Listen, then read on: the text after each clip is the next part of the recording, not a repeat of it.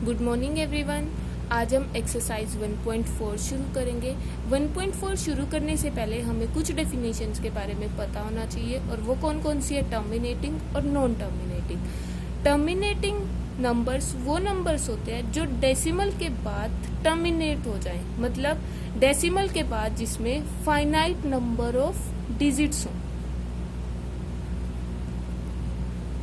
और ये after decimal बात हो रही है, ये याद रखना है। जैसे एग्जाम्पल ले लो, 0.42316114। आगे हमने डैश डैश नहीं लगाया, इसका मतलब पॉइंट के बाद कितने नंबर्स हैं, 1 2 3 4 5 6 7। हम इन्हें काउंट कर सकते हैं, तो ये क्या हो गया हमारे पास, टर्मिनेटिंग। अगेन रिपीट कर रही हूँ, टर्मिनेटिंग वो नंबर्स होते हैं जिसके डेसिमल के बाद फाइनाइट नंबर ऑफ डिजिट्स हो, या फिर ये भी बोल सकते हैं डेसिमल के बाद जो टर्मिनेट हो जाए। अब नॉन टर्मिनेटिंग होते हैं जो डेसिमल के बाद टर्मिनेट ना हो और आपस में चलते ही जाए, या फिर बोल सकते हैं डेसिमल के बाद इनफाइनाइट नंबर ऑफ डिजिट्स हो।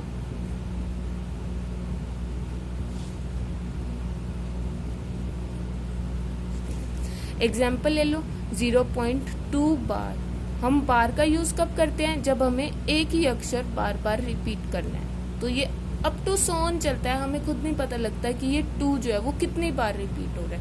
तो ये क्या हो गया हमारे पास, नॉन टर्मिनेटिंग। या फिर हम ये भी लिख सकते हैं 0.1010010000 और बाद में क्या लगा देते हैं, डैश डैश डैश। इसमें भी हमें ये नहीं पता कि कितने नंबर ऑफ डिजिट्स है डेसिमल के बाद, तो ये भी हमारे पास क्या हो जाता है, नॉन टर्मिनेटिंग। अब नॉन टर्मिनेटिंग के अंदर भी 2 तरह के डिजिट्स आते हैं। एक होते हैं रिपीटिंग और एक होता है नॉन रिपीटिंग।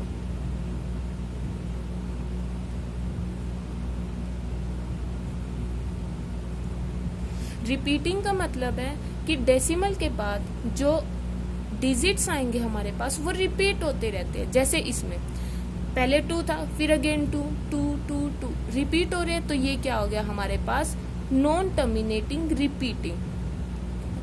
और नॉन रिपीटिंग होता है जो डेसिमल के बाद रिपीट ना हो। जैसे ये एग्जाम्पल हो गया हमारे पास, जैसे कि 0 पॉइंट पहले 10 आ गया, फिर 100 आ गया, फिर 1000 आ गया। रिपीट तो नहीं हो रहा, हर अक्षर जो है अलग अलग बन रहा है हर बार। तो ये क्या हो गया हमारे पास, नॉन रिपीटिंग। और नॉन टर्मिनेटिंग, नॉन रिपीटिंग को कौन से नंबर्स बोलते हैं हम, इरेशनल। और जो ये टर्मिनेटिंग और रिपीटिंग होते हैं, इन्हें हम बोलते हैं, इन दोनों को, जो टर्मिनेट भी हो गए और रिपीट भी हो रहे हैं, इन दोनों को बोलते हैं हम रेशनल। फर्स्ट क्वेश्चन में हम सिर्फ टर्मिनेटिंग और नॉन टर्मिनेटिंग रिपीटिंग के बारे में बात करेंगे। सेकंड में भी, थर्ड में, पूरी एक्सरसाइज में ऑलमोस्ट हम इन्हीं दोनों के बारे में बात करेंगे। तो अब पता कैसे लगता है कि ये कोई डिजिट्स है, अगर हमारे पास कोई नंबर है, कि वो टर्मिनेटिंग है या फिर रिपीटिंग है।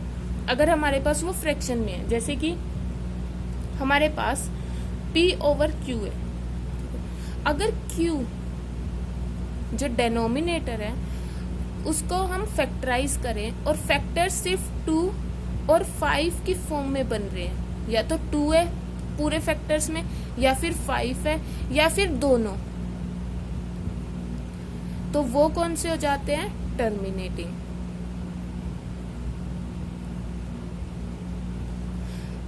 और अगर Q हमारे पास इनके अलावा कोई और अक्षर है, चाहे ये भी हो साथ में, डजंट मैटर, अगर इनके साथ कोई और अक्षर भी है, तो वो कौन से हो जाते हैं, नॉन टर्मिनेटिंग और रिपीटिंग।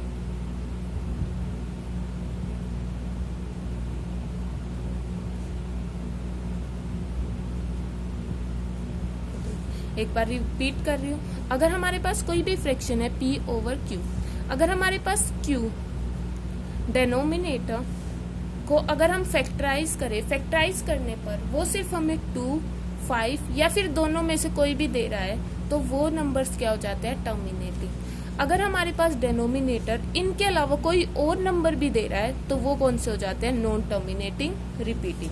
एग्जाम्पल ले लेते हैं, जैसे हमारे पास हो गया 2/15। अब अगर हम 15 के फैक्टर्स बनाए, क्या बनते हैं, 3 × 5। अब यहाँ तो 3 भी आ गया, 3 तो हमारे पास इसमें नहीं था, तो ये कौन सा हो गया, नॉन टर्मिनेटिंग रिपीटिंग। अगर हम एग्जाम्पल ले 3/25 का, तो हम डेनोमिनेटर को क्या लिख सकते हैं, 5 का स्क्वायर। तो ये तो बिल्कुल 5 की फॉर्म का हो गया, तो ये हमारे पास क्या बन गया, टर्मिनेटिंग। तो हमें सिर्फ डेनोमिनेटर को एक्सपेंड करके देखना है। अगर वो 2 और 5 की फॉर्म का है तो हम उसे लिख देते हैं टर्मिनेटिंग। अगर कोई और नंबर भी ऐड हो जाता है उसमें, जैसे कि 7, 13, तो उसे हम बोल देते हैं नॉन टर्मिनेटिंग वो। अब फर्स्ट क्वेश्चन है, क्वेश्चन फर्स्ट में हमें यही बताना है कि जो गिवन फ्रैक्शंस है वो टर्मिनेटिंग है या फिर नॉन टर्मिनेटिंग रिपीटिंग है। फर्स्ट है हमारे पास 13/3 1 2 5। पहले तो डेनोमिनेटर के फैक्टर्स बना लेंगे। 3 1 2 5 के अगर फैक्टर्स बनाएंगे, पहले तो 5 से ही डिवाइड हो गया, क्या बन जाएगा 6 to 5, फिर अगेन 5 से 1 to 5, फिर अगेन 5 से क्या आ गया 25, फिर अगेन 5 से क्या आ गया 5, अगेन 5 से क्या बन गया 1। सो जो डेनोमिनेटर था 3 1 2 5 वो किसके इक्वल हो गया, 5 की power 5, only in the terms of 5, सिर्फ 5 की फॉर्म में है। और जो 2 और 5 की फॉर्म में हो, या अकेला 2 हो या अकेला 5 हो या फिर दोनों हो, कोई फर्क नहीं पड़ता, तो वो हमारे पास नंबर जो है वो क्या हो जाता है, टर्मिनेटिंग।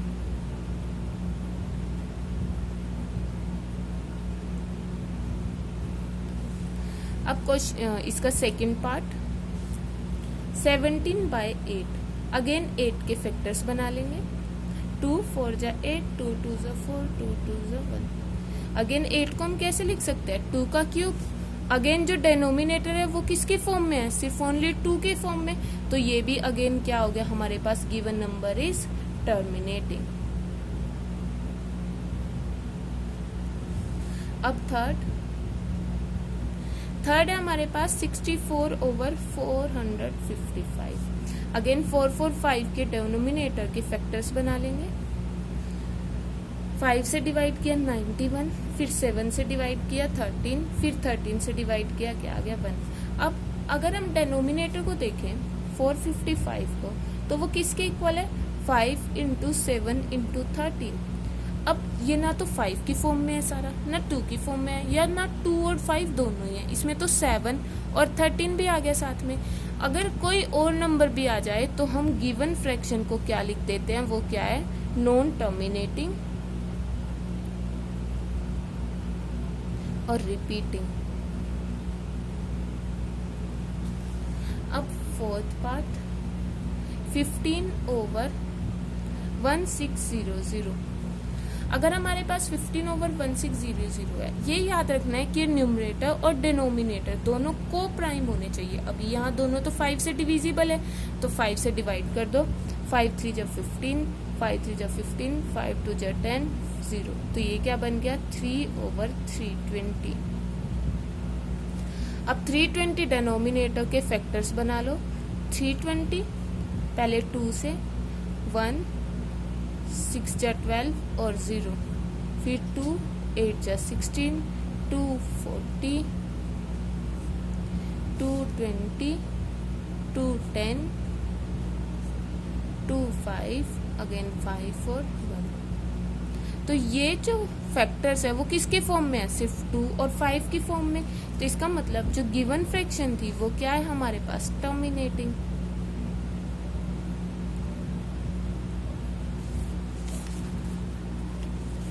अब अगला है हमारे पास 29/343। 343 के फैक्टर्स बनाए तो हमारे पास 7 का क्यूब बनता है। तो 7 है ना, तो 2 है ना, 5 है, तो ये कौन सा हो गया, नॉन टर्मिनेटिंग रिपीटिंग।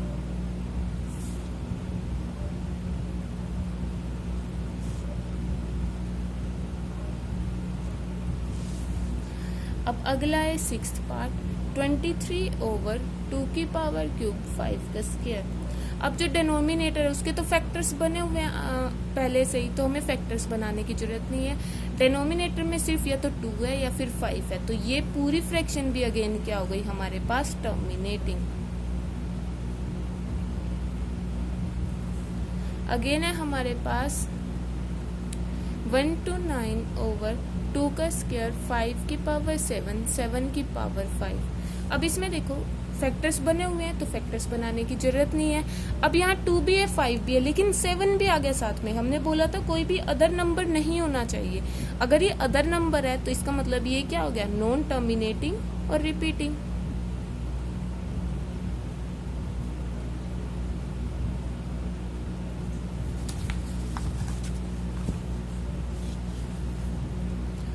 अगला क्वेश्चन, अगला पार्ट है 6 ओवर 15। अब देखो यहाँ ये कोप्राइम नहीं है, 3 से कट हो रहे हैं दोनों, पहले 3 से कट कर दो। 3 2 जा 6, 3 5 जा 15। हमारे पास क्या आ गया 2/5। अब जो डेनोमिनेटर है वो ओनली 5 के टर्म्स में है, और होना भी अगर टर्मिनेटिंग हमने निकालना है तो वो 2 या फिर 5 के टर्म्स में ही होना चाहिए। तो इसका मतलब 2/5 जो है वो क्या है हमारे पास टर्मिनेटिंग। आगे है हमारे पास 9th क्वेश्चन, क्या है 35 ओवर 50। पहले तो 5 से डिवाइड कर दो, 5 7 जा 35, 5 1 जा 5 2 जा 10, 7 ओवर 10। अब 10 के अगर फैक्टर्स बनाएंगे तो ये क्या बन जाएंगे 2 5 5 1, और 5 और 2 के फॉर्म्स में है ओनली। तो इसका मतलब जो 35/50 था वो क्या हो गया टर्मिनेटिंग। अब अगला क्वेश्चन है 10th, 77 ओवर 210। ये भी 7 से कट हो रहा है, कट कर दो, 11 बन गया, और 7 3 जा 21 और 30। अब 30 के फैक्टर्स बना लो, पहले 2 से डिवाइड कर दो, क्या आ गया 15, फिर 3 से डिवाइड कर दो 5, फिर 5 से डिवाइड कर दो 1। तो 30 जो है वो किसके इक्वल हो गया 2 × 3 × 5। एक अदर नंबर भी आ रहा है साथ में, तो इसका मतलब ये क्या है नॉन टर्मिनेटिंग और रिपीटिंग। अब क्वेश्चन सेकंड में हमें क्या करना है, जो टर्मिनेटिंग आए हैं क्वेश्चन फर्स्ट में, जो भी टर्मिनेटिंग आए हैं उनको डेसिमल की फॉर्म में एक्सप्रेस करना है। जैसे हमारे पास फर्स्ट पार्ट था 13 ओवर 3125, ये टर्मिनेटिंग था क्योंकि हमने 3125 को 5 की फॉर्म में ही लिखा था। अब इसे हम डेसिमल की फॉर्म में कैसे लिखते हैं, जितने 5 हैं हमारे पास, कितने हैं 5, उतने ही 2 को मल्टीप्लाई कर देते हैं। ये याद रखना है, डेनोमिनेटर में जितनी 5 की पावर है उतनी ही 2 की पावर होनी चाहिए। अगर हमारे पास 5 या 2 की पावर उतनी नहीं है तो हम इक्वल बनाने के लिए उतने ही 2 या फिर 5 को मल्टीप्लाई कर देते हैं न्यूमरेटर में, और उतने ही 2 और 5 मल्टीप्लाई कर देते हैं डिनोमिनेटर में। तो अब हमारे पास क्या बन गया है 13 × 2 की पावर 5 को सोल्व करेंगे 32 आ जाएगा ओवर में। अब ये 5 5 5 तो सेम हो गई, 5 2 जो कितना हो गया 10 की पावर 5। अब 13 × 32 कितना हो जाएगा 416 ओवर 10 की पावर 5, इसका मतलब 5 zeros। अब पॉइंट्स लगा दो 0.00416। तो हमारे पास ये किस में चेंज हो गया डेसिमल फॉर्म में। ये याद रखना है, डिनोमिनेटर में हम उसी नंबर से मल्टीप्लाई करेंगे जो नंबर हमारे पास 5 का है या फिर 2 का है। हम सिर्फ पावर सेम करते हैं। अगर 5 की पावर 5 है तो यहाँ 2 की पावर भी 5 होनी चाहिए। अब सेकंड 17 ओवर 8 को हमने क्या लिख दिया था 2 की पावर 3। अब यहाँ 2 की पावर 3 है, 5 भी इतने ही होने चाहिए, तो 5 की पावर 3 को मल्टीप्लाई कर दिया, 5 की पावर 3 को डिवाइड कर दिया। 5 2 जा कितना हो गया 10 की पावर 3, और 5 की पावर 3 कितना हो जाएगा 125। अगेन दोनों को ऊपर मल्टीप्लाई कर दो, क्या बन जाएगा 2125। अब ये कितना है 10 की पावर 3, इसका मतलब 3 zeros, तो ये क्या बन गया हमारे पास 2.125। अगला क्वेश्चन है फोर्थ पार्ट थर्ड, तो हमारे पास नॉन टर्मिनेटिंग रिपीटिंग था 15/1600। 15/1600 को हमने कैसे लिख दिया था, पहले तो कट कर दिया था 3/2⁶ इंटू 5। अब देखो 2 की पावर तो 6 है, लेकिन 5 की पावर कितनी है 1, और कितनी चाहिए 5 की पावर 5, तो हम 5 की पावर 5 ही ऊपर मल्टीप्लाई कर देंगे, 5 की पावर 5 ही नीचे मल्टीप्लाई कर देंगे, ताकि हमारे पास पावर जो है 2 की भी और 5 की भी सेम हो जाए। तो ऊपर क्या बन गया हमारे पास 3 इंटू 5 की पावर 5, और नीचे क्या बन गया 2 की पावर 6 इंटू 5 की पावर 6, क्योंकि मल्टीप्लाई में पावर्स जो हैं अगर बेस सेम हो, पावर्स जो है वो क्या हो जाती है हमारे पास ऐड। तो यहाँ क्या बन गया 10 की पावर 6, और ऊपर मल्टीप्लाई करके आएगा 9375। तो इसका मतलब 9375 ओवर 1 2 3 4 5 6 जीरोस लगा दी, पॉइंट्स लगा दो 0.009375। अब अगला है 6 पार्ट 23/2 का क्यूब 5 का स्क्वायर। अब यहाँ हम किससे मल्टीप्लाई करें, 2 का तो क्यूब है, 5 का स्क्वायर है, तो इसका मतलब सिर्फ हमें एक ही 5 चाहिए, तो 5 से ही ऊपर मल्टीप्लाई कर दिया, 5 से ही नीचे। नीचे क्या बन जाएगा 2 की पावर क्यूब 5 की पावर क्यूब, और ऊपर 23 को 5 से मल्टीप्लाई कर दो, क्या आ जाएगा 115। तो ये कितना बन गया 5 2 जा 10 की पावर 3 और साथ में 115, या फिर हम इसे लिख सकते हैं 115 ओवर 100। तो ये क्या बन गया 0.115। अब आता है 6/15। 6/15 में हम पहले तो वही 3 से डिवाइड कर दो, क्या बन गया 3 2 जा 6 3 5 जा 15। तो ये हमारे पास क्या बन गया 2/5। अब इसमें क्या मल्टीप्लाई करें 2 से ऊपर 2 से नीचे, तो क्या बन गया 4/10 is equals to 0.4। Similarly sorry 9th question है, 9th पार्ट है 35/50। पहले तो 5 से कट कर दो, 5 7 जा 35 10, तो ये तो नीचे ऑलरेडी 10 ही है, तो ये कितना बन गया 0.7। अब हमारे पास है क्वेश्चन 3। क्वेश्चन 3 में हमें ये शो करना है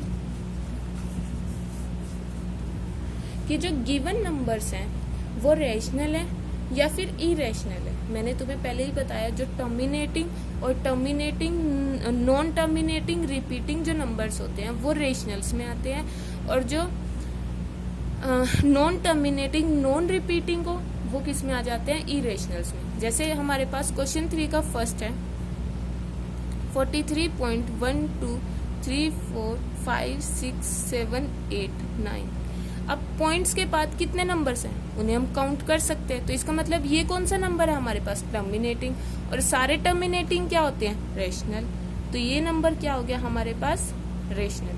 अगर ये टर्मिनेटिंग है तो इसका मतलब अगर हमने पॉइंट हटाया तो पॉइंट्स के बाद जो डेनोमिनेटर में आएगा, डेनोमिनेटर हमेशा किस डेनोमिनेटर में जो टर्म्स होंगी वो किसकी होंगी, किस टाइप की होंगी, या तो 2 की या फिर 5 की, या फिर वो दोनों भी हो सकते हैं कि उसमें 2 भी और 5 भी। अब इसका सेकंड पार्ट 0.1200120012 अप टू सो। अब इसमें ये तो नॉन रिपीटिंग नॉन टर्मिनेटिंग क्योंकि स्टॉप ही नहीं हो रहा डेसिमल के बाद, और नॉन रिपीटिंग है। नॉन रिपीटिंग का मतलब पहले 120 था, फिर 1200 बन गया, फिर 12,000 बन गया, और अप टू सो।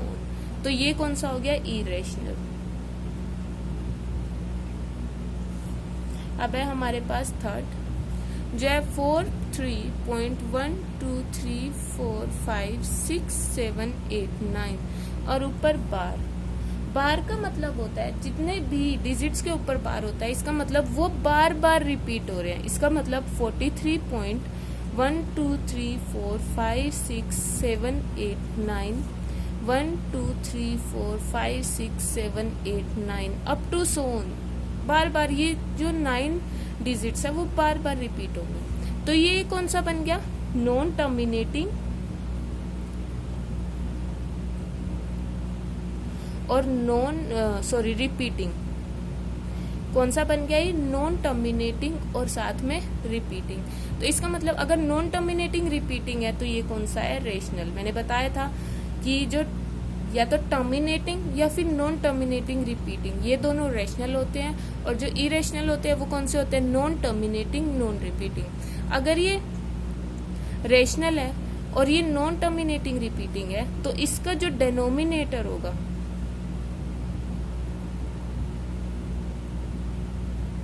उसमें ये 3 नंबर्स तो हो सकते हैं 2, 5 और बोथ, इनके अलावा भी एक और नंबर भी आएगा। तो खाली ये नहीं होंगे, तो हम इसमें लिख देंगे not only in terms of 2 और 5 और बोथ। बस तुम्हारा चैप्टर यहाँ फर्स्ट कंप्लीट हो जाता है और दैट्स इट, गुड बाय।